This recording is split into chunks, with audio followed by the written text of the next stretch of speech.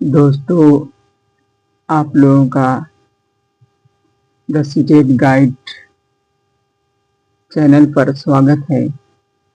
दोस्तों, आज हम लोग भारतीय राष्ट्रीय आंदोलन से संबंधित एमसीक्यू देखेंगे, जो आपके हर एग्ज़ाम के लिए, आपके हर परीक्षा के दृष्टिकोण से बहुत ही अच्छा और मुफीद और लाभदायक होगा।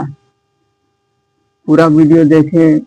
पहले आए हैं तो चैनल को सब्सक्राइब कर लें और वीडियो को लाइक करें और शेयर करें। शुरू करते हैं। नंबर 1 में है 1916 के लखनऊ समझौते का सबसे महत्वपूर्ण परिणाम क्या था? 1916 के लखनऊ समझौते का सबसे महत्वपूर्ण परिणाम क्या था? ए. कांग्रेस और मुस्लिम लीग के बीच राजनीतिक सहमति। बी. ब्रिटिश सरकार द्वारा डोमिनियन स्टेट की घोषणा। सी. सत्याग्रह आंदोलन की औपचारिक शुरुआत। डी. स्वदेशी आंदोलन का पूर्ण रूप से अंत। तो जो है लखनऊ जो समझौता हुआ था उसका परिणाम क्या था? तो उसका परिणाम ये था कि कांग्रेस और मुस्लिम लीग के बीच राजनीतिक सहमति हुई थी। तो ये सही हो जाएगा आपका। मुस्लिम लीग और कांग्रेस के बीच राजनीतिक सहमति हुई थी। क्वेश्चन नंबर 2 है, गांधी जी ने असहयोग आंदोलन को अचानक स्थगित करने का निर्णय क्यों लिया था? ए. स्वराज पार्टी का गठन।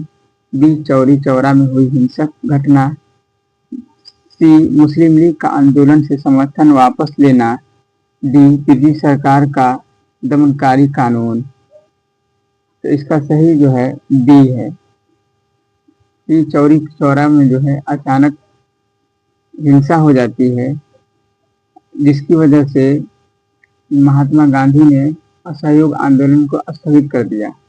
चौरी चौरा कांड जो है 4 या 5 फरवरी को 1922 में हुआ था और ये गोरखपुरी में पड़ता है चौरी चौरा कांड। और 20 पुलिसकर्मियों को जिंदा जला दिया था विद्रोहियों ने, इसलिए ये आंदोलन स्थगित कर दिया गया। नंबर 3 में है 1928 में भारत आए साइमन कमीशन का व्यापक विरोध क्यों हुआ था? मुस्लिम लीग के अलग निर्वाचन की मांग। तो व्यापक रूप से जो है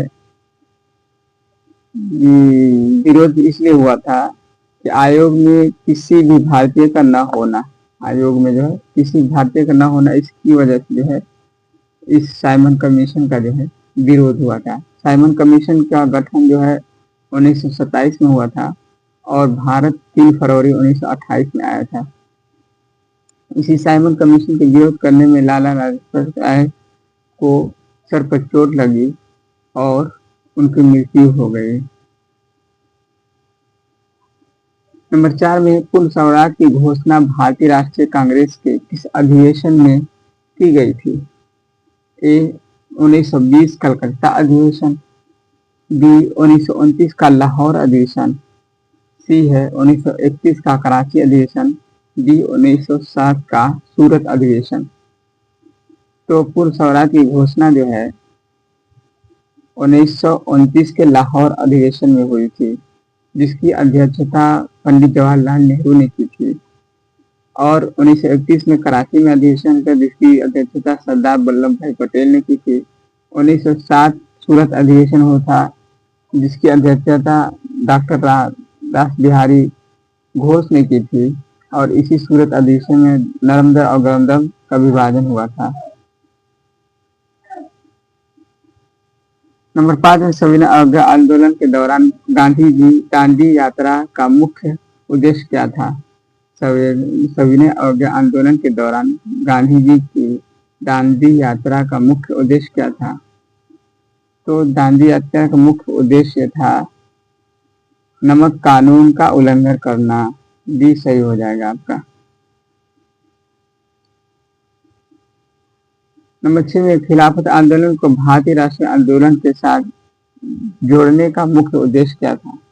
खिलाफत आंदोलन को भारतीय राष्ट्रीय आंदोलन के साथ जोड़ने का मुख्य उद्देश्य क्या था? ए. कांग्रेस को एक धार्मिक संस्था बनाना। बी. हिंदू मुस्लिम एकता को मजबूत करना। सी. तुर्की के खलीफा को भारत लाना। डी है अंग्रेजों को सैन्य सहायता प्रदान करना। तो इसका असल उद्देश्य था हिंदू मुस्लिम एकता को मजबूत करना।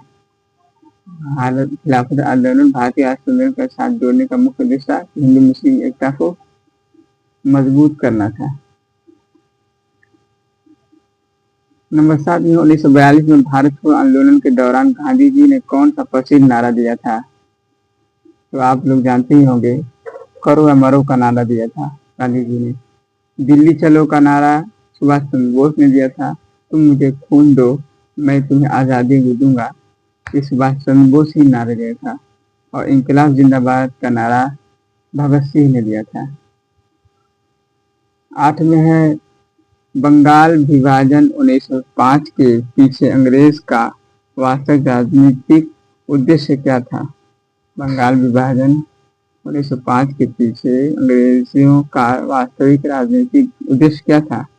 तो उनका उद्देश्य ये था कि राष्ट्रवाद को कमजोर और विभाजित करना, ये उद्देश्य था। सी सही हो जाएगा।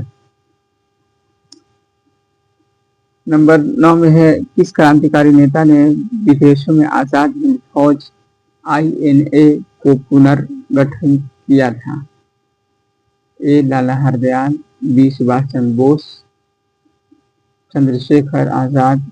डी. विनायक दामोदर सावरकर। तो आजाद हिंद फौज का गठन सुभाष चंद्र बोस ने किया था। बी सही हो जाएगा। नंबर 10 में है और आज का आखिरी प्रश्न है, रौलेट एक्ट 1919 को काला कानून क्यों कहा गया? रौलेट एक्ट 1919 को काला कानून क्यों कहा गया? इसलिए कानून कहा गया कि बिना मुकदमे के जेल भेजने का अधिकार,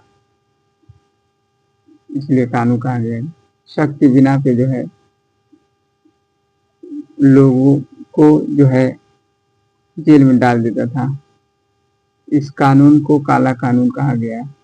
बिना वकील, बिना दलील, बिना अपील के ये कानून था, जिसको जो है महात्मा गांधी ने काला कानून कहा।